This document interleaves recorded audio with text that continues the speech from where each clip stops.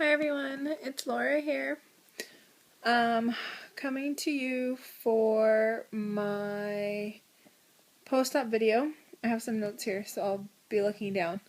So this is my 107-week post-op vertical sleeve gastrectomy, 2 years and 2 weeks.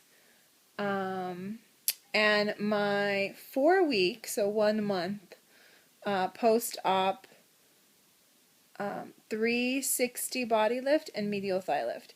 Technically it'll be a month on Wednesday, but this is the 4th week on Monday and I had it on a Monday, so whichever way you want to look at it. If you go from the 17th to the 17th or if you go 4 weeks. So lot of changes.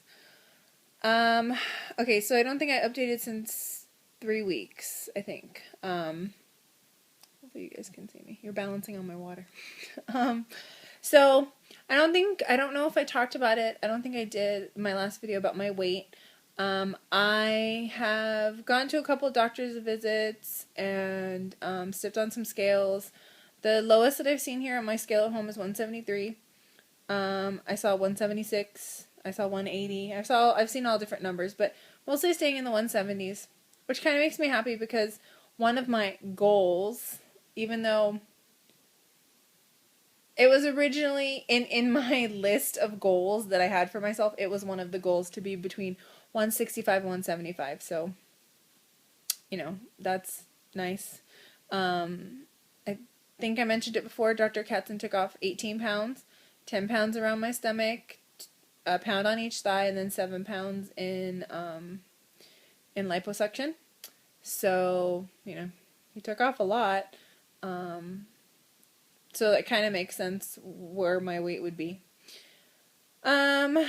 Speaking of doctor's visits, one thing I don't have on here is I had my 2-year post-op appointment with my vertical sleeve doctor, my weight loss surgery doctor. He was very happy for me.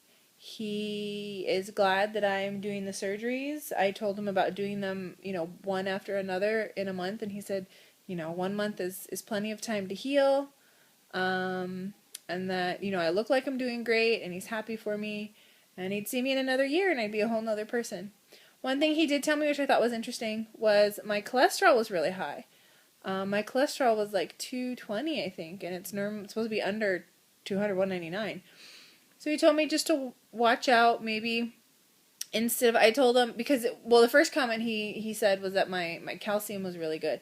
I told him, well, I eat a lot of dairy, you know, cheese, meat, or cheese, cottage cheese, string cheese, regular cheese, yogurt. So then when he got to the cholesterol, he said that, you know, animal products has cholesterol in it. And I'm sitting here thinking, God, I think I'm doing great, you know, yogurt and cottage cheese. And I'm not saying not to do that. But that's just what he's saying, was that, you know, maybe I want to move to some plant-based proteins instead of constantly doing meat-based proteins, like beans, legumes, soy. I don't mind soybeans. Actually, edamame, I have, my husband and I, when we go out, if they have like edamame, we'll get it. I like edamame. That's good. So that was interesting, I thought, because, I mean, I had this surgery with, you know, no comorbidities, no high cholesterol, blood pressure, none of that stuff. And now I have, my cholesterol's a little high, which I thought was interesting. You know, and last thing I want is post-op losing all this weight, to be put on cholesterol medicine. So it's something I need to watch. And also being post-op, he was saying some other things, like my hemoglobin was low, your blood count, which can happen, you know, especially being post-op surgery. And so, what's been happening post-op is, you know, it's kind of easy for, I put up a couple of posts on Facebook. It's kind of easy for my husband and I to be like, oh, well, what do you want to eat today? Let me go get it through fast food. So that fast food also has a lot of, I mean, food in general has cholesterol, but I'm, you know, fast food, not necessarily that I'm eating, you know, burgers all the time. And usually if I do eat a burger, I'll take the bun off and I'll just eat the meat. But anyway, so that's something I need to keep in mind, because last thing I want is, after having all these surgeries, is my cholesterol to go through the roof. So problems I've been having in relation to my surgeries. I didn't really talk about any of this in my last video, I know, because somebody had asked me about my drains. I do still have drains. I am 4 weeks post-op. I had 8. I went down to 5, and I probably could be down to 2 now, but because I'm having another surgery, when I spoke with the Dr. Katzen, he said, why not take them out when you're under, which kind of makes sense because then I won't feel them. Now, when I saw him again for my pre-op appointment for my arms and my breast, we talked about the drains and stuff, and he said since 2 of them are still producing a lot, and a lot being over 30 cc's a day, that it's possible I could still wake up with 2 drains, which really annoys me. It really does, because I just want them gone. I want to be able to try on clothes. I want to be able to see what size I am. I want to be able to walk around without having these things swinging around, because like my husband and I, we went out to eat, and I'm like trying to hide my drains. I don't really care, but I know for some people it's hard to see. I mean, it's like this fluid that's coming out of you. I mean, I totally get it. But for me, I'm just used to them because I've had them all the time. But it's more when I hide them, it's more for the rest of the world, not really for me. And I don't think I talked about, I have an opening on my inner thigh. It has gotten better. It was bigger. And Dr. Katz and I talked about different ways of it's like really close to my hoo-ha. I would show you, but I'm not going to. We talked about different ways to deal with it. He did say he could take a graft from my arm and put it on there, but then I would have a scar, and it would be probably about this big. The size of a Kennedy $50. Or I could just let it heal on its own, and it would heal the way it's supposed to. I was really freaked out about it because it was kind of like, sorry if this is too much information, but it was kind of like oozing. So I was worried it was like, infected and all this stuff, but he said, you don't have a fever, you're taking the antibiotics, it doesn't have that like rotten meat smell, so it's fine, it's just healing, that's the way it's doing, it's working its way out, that's how you heal it, it works its way out, which kind of makes sense, because when you think about it, if you have a scar and you get the scab and you pick the scab, it produces something coming out, it comes out from you. This is just a bigger piece. So as far as like problems or complications, that would be about it. I still have my drains, I have an opening, everything else seems really good. Oh, I popped a stitch on my back, which when it happened, like I immediately started crying, not because it hurt, but because I knew what I had done. I was trying to get this compression garment that I have on, I was trying to help my husband, and I was standing instead of sitting, and I bent too far, and it just went, I can't even do it, it was louder than that. It didn't start to bleed, and of course it's not the only stitch that's holding my back together, but it's just in a weird position. It's like, okay, here are my two butt cheeks, right? Where the cheeks come together up here at the top, it's like a little opening now, so. But I've been putting betadine on it, and Katzen saw it, and he said, it's okay. It's gonna heal. It's not like that's the only stitch that was holding me together. So, what have I been doing? I've been sitting at home watching TV. That's what I've been doing. I've been getting ready for my next procedure, which is on Wednesday. Been getting my water in. I have been still having a couple of bathroom issues, not as bad as it was before. Totally not as bad. Just a couple of times where it's a little too hard. I've been using, if I find my stool is too hard, and I am taking the Colace, which is funny, or the Ducolax or something. I don't know what the question is. Oh, no, I do. Ducolace. I have been taking that, 2 pills a day, but I don't know if it's, my habits have changed. I used to work out all the time, and that would move things through and different things, but it's not as bad. But if it is kind of bad, and I find that it is kind of, my stool is kind of hard, I do use a glycerin suppository, which isn't fun either, but, I gotta do what I gotta do, and I don't want to literally whip myself a new one. I really want to work out. I do. My husband and I, when we come back from seeing Katzen, we drive up the street where the gym is, and I'm always like looking in the window and stuff, so I do want to get back to working out. I don't seriously see it happening until maybe October. My husband and I have a run planned, and a couple of friends. A run, it's called the Neon Blacklight Run. It's kind of like the color run where they throw color on you, but it's at night and there's black light, so it like glows. So that's going to be interesting. And it's a 5K, but it's in October, so I'm really hoping I'll be able to do that. I mean, by October. I keep telling myself by October. So hopefully, if I will it, it'll happen. So my next surgery is going to be this Wednesday, the day after tomorrow. I will be getting my arms done. These puppies right here, these flabby puppies that have been annoying since day one, will be gone. And I originally had talked about having a breast lift. Now, all this came about, I had my pre-op appointment last Thursday with Dr. Katzen. And we were talking about the lift, and he was like, moving things around and showing me, and I was like, oh, okay, so is it going to be up here? And he's like, well, it will be, but it's going to be much smaller.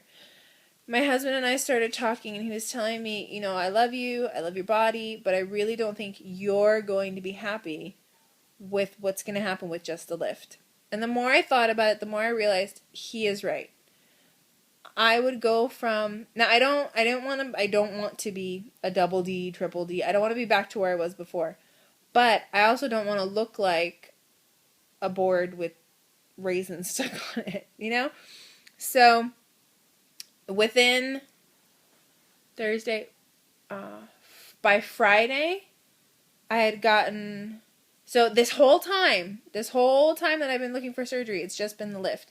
But by Friday, I had the new prices for how much it was going to cost, because of course there's an extra cost. And today, Monday, I went to go see the Katzen's assistant to decide on sizes. And over the weekend, I had emailed Dr. Katzen about questions and concerns, and he got back to me right away.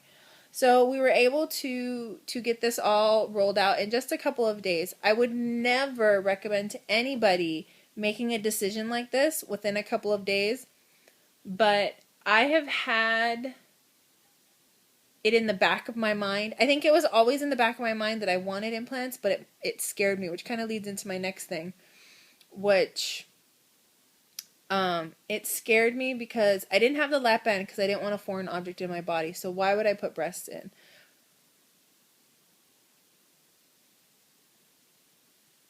I don't think I would have succeeded with the lap band.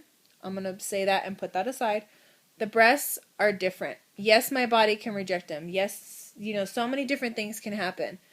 But if they turn out the right way, which I truly believe they will, I'm going to be happy. And that's what all this is about. The lap band, or the vertical sleeve, was about getting healthy.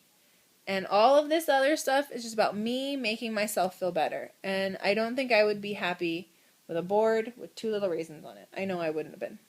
So that's that. I'm getting breast lift. And breast lift and augmentation. So it's doing both.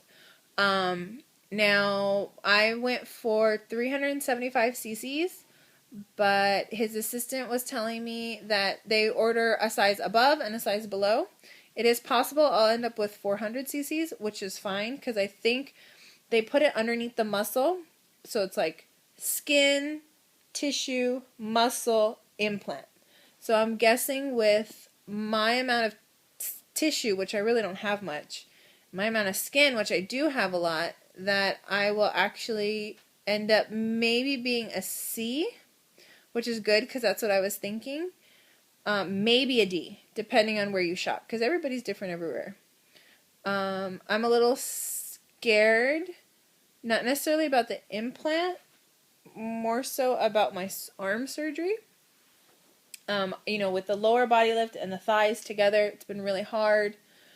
I've had to use my upper body a lot, working on these non-existent, I guess there's a little bit of a gun there, but not much.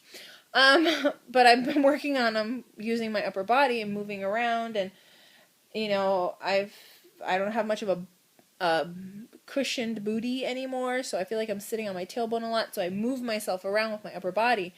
Well, for the first week, I'm going to be like this.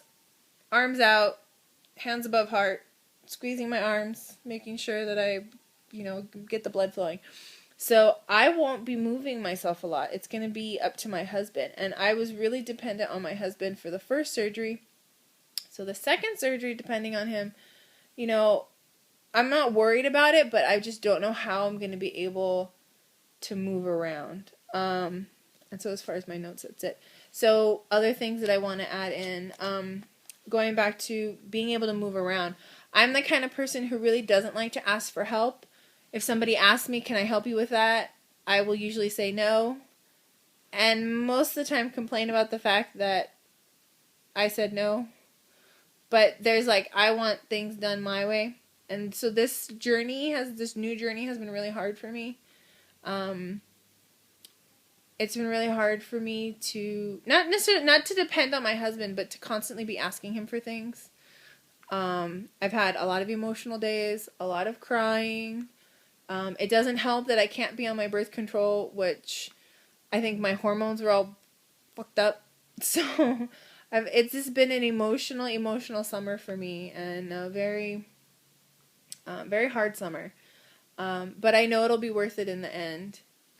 So I think that's the part that scares me about this next surgery, is not being able to be mobile. I heard from one woman who said that it was hard for her to feed herself. I'm just really? I mean, it makes sense, because if my scar is going to go, sorry I didn't shave, my scar is going to go from my armpit to my elbow and maybe hook up, because to keep the dog earring, because you see how the skin kind of comes up even here, it might hook up so that there's no dog ear, but you think you can't really feed yourself, so that scares the crap out of me. But we'll see. So anyway, that's me. That's my 1 month post-op 360 and all this good stuff. And next time I see you guys, I will be post-op boobs and arms. So I'm going to try and add some pictures in here at the end. Some newer pictures. So anyway, talk to you guys later. Bye.